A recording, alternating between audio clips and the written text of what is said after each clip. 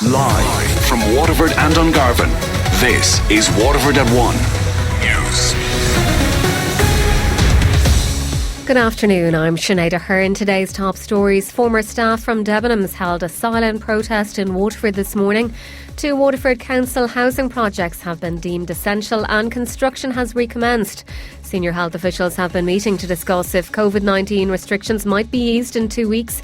And in sport, the World Anti-Doping Agency will review the full written judgment of James Cronin's 1-month ban for an unintentional anti-doping violation.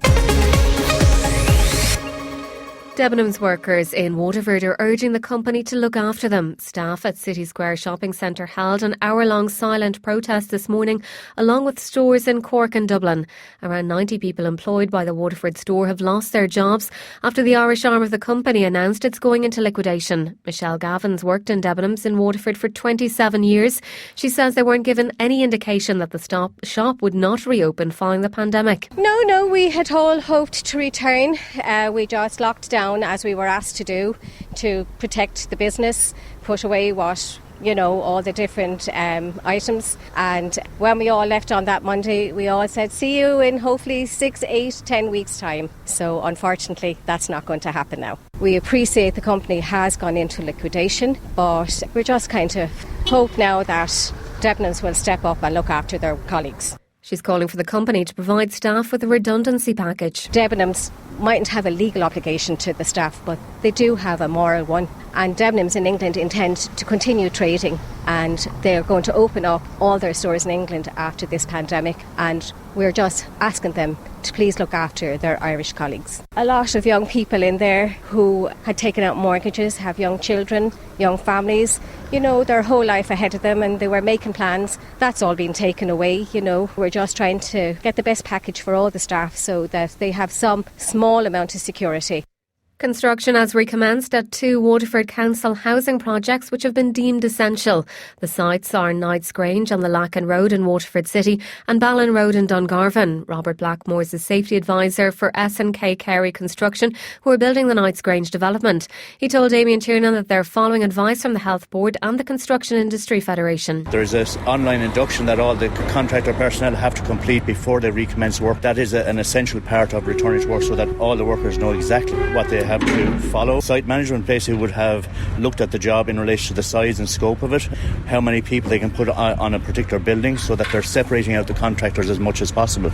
So you might have bricklayers or plasterers on one building, another one could be inside, there could be carpenters inside in the building, but you won't have a multitude of contractors in on top of one another. These workers on the site are happy to be back. We've been off for 3 weeks now, and nice to be back, get a bit of normality back into life. A lot of restrictions and that on site, but we'll manage all that. It's just nice to be back doing a bit of work. There's 15 here with us today, reduced it from 25 to 15 to allow for social distancing. There's 6 apartments and 2 houses to be completed by the end of May. They're in a bad way for housing, and it's going to help with the whole COVID situation. Waterford City and County Council, meanwhile, could see their income decreased by up to €15 million this year because of the COVID-19 restrictions.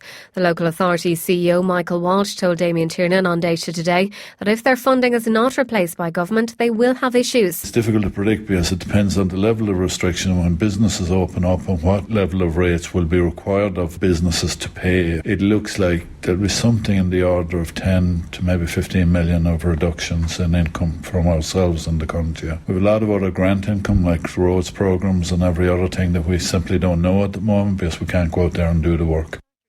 Senior health officials have been meeting to discuss if any COVID-19 restrictions might be eased in 2 weeks.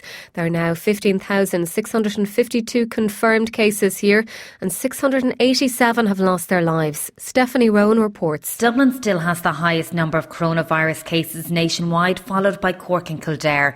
However, if you break it down in incident rates per 100,000, Dublin still has the highest number, with Cavan very close behind and then Westmeath. There are now 478 clusters across the country, including 168 in nursing homes, which is down 1 from yesterday. Infection rates remain highest in the over 65 age bracket, but young people have been affected too. 30 babies have had the virus and 54 children aged between 1 and 4. 77 deaths were recorded yesterday, the highest number to date. However, the Chief Medical Officer says these deaths occurred over a number of days as far back as the beginning of the month. But Karina Butler from the Infectious Disease Society of Ireland says it's a reminder how dangerous the virus can be. The 77, it shocks us, and it should, because it reminds us just what we are dealing with. There's no time for complacency with this virus. Meanwhile, the National Public Health Emergency Team's been meeting to discuss if any restrictions could start to be eased in 2 weeks. They've also been discussing plans to provide childcare for workers on the front line. The number of confirmed cases of coronavirus at University Hospital Waterford dropped to 7 last night. That's down from 10 on Sunday night. However, a further 9 suspected cases were awaiting results. 2 people remained in intensive care. UHW has 6 vacant critical care beds and 197 general beds. The Health Watchdog is to issue a checklist to nursing homes to ensure they have the right measures in place to deal with COVID-19. HIQA will then follow up next week with inspections of nursing homes around the country. Nursing and care homes account for almost 60% of virus-related deaths. Karina Butler, President of the Infectious Disease Society of Ireland, explains why the disease is so prevalent in nursing homes. In the elderly, it's not classically fever, cough, as we have learned. It can be just a subtle change in the overall condition. There might be no fever there, and thus it can go unrecognised for a while, and in that time spread from person to person. And that's why we've been left with these really shocking numbers. People should get their money back for flights they're due to take during travel restrictions, according to the Business Minister. Customers have reported being told by an airline that they will be given a refund and then later offered vouchers. Laura Donnelly reports.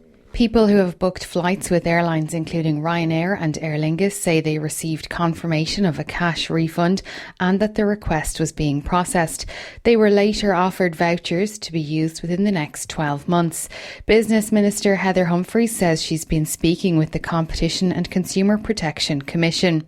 You know, they're entitled to their money back, obviously, under law, so therefore they should get their money back under law. But there are some issues that need to be teased out yet, and I'm working with the Consumer Protection Commission on that matter, whether it's vouchers. But a refund is absolutely, that's it, you get a refund, there's no doubt about that. But whether it's a cash refund or whether it's through vouchers, as I said, I'm looking at that at the minute. Under EU law, customers are entitled to a refund for flights that do not operate. The European Consumer Centre Ireland says where a flight is cancelled, an airline is obliged to respect the passenger rights, and that remains unchanged even under circumstances such as COVID-19.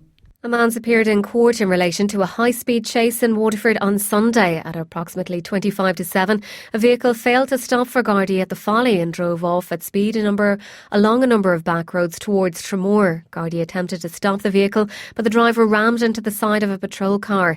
He drove up the wrong side of a dual carriageway towards the Coos roundabout and eventually came to stop as the vehicle was mechanically unfit to go any further. A 22-year-old was arrested and taken to Waterford Garda station following the incident. Owen Flynn from 13 Glendower, Tramore, was yesterday charged in relation to this incident and appeared before a special sitting of Waterford District Court. He was released on bail and is due before Waterford District Court again on Tuesday the 9th of June. Gardaí in Waterford recovered drugs worth over €11,000 in the early hours of this morning. The Waterford Drugs Unit were on mobile patrol in Lismore Park just after midnight and observed a male acting suspiciously. He was spoken to and was searched, and Gardaí discovered a small bag of cannabis in his pocket. In a further search, a large quantity of cocaine worth over €10,000 and ketamine worth over €1,500 was located. The 24-year-old was arrested and brought to Waterford Garda station, where he remains in custody. WLR Sport, Ireland's local station of the year. Starting with rugby, where the World Anti-Doping Agency will review the full written judgment of James Cronin's 1-month ban for an unintentional anti-doping violation. The Munster prop tested positive for 2 banned substances in November after a Heineken Champions Cup game. The reason for the failed test was put down to a third-party dispensing error by a pharmacy. The Irish Independent reports that as part of WADA's standard procedure, Cronin's case will be reviewed in full and it will then be decided if a 1-month ban is deemed to be sufficient. sufficient punishment. In soccer, League of Ireland clubs will miss out on thousands of euro if this season's Champions League and Europa League are not finished. That's according to the Irish Mirror. UEFA are holding conference calls this week in an attempt to reschedule the rest of the fixtures and finals for its two Elite Cup club competitions. Some of the money generated from the two competitions is put towards UEFA's Solidarity Fund, from which the Premier Division clubs here are due to receive €750,000. While in golf, former Ryder Cup captain Thomas Bjorn has been appointed to the European Tour Board as a non-executive director. The 49-year-old, who's currently playing his 25th season on professional circuit, has been nominated to the position by the Tour's Tournament Committee. The Dane has 15 titles to his name and led Europe to victory in the Ryder Cup at Le Golf National in 2018. WLR asking you to stay at home. Our next bulletin is at 2.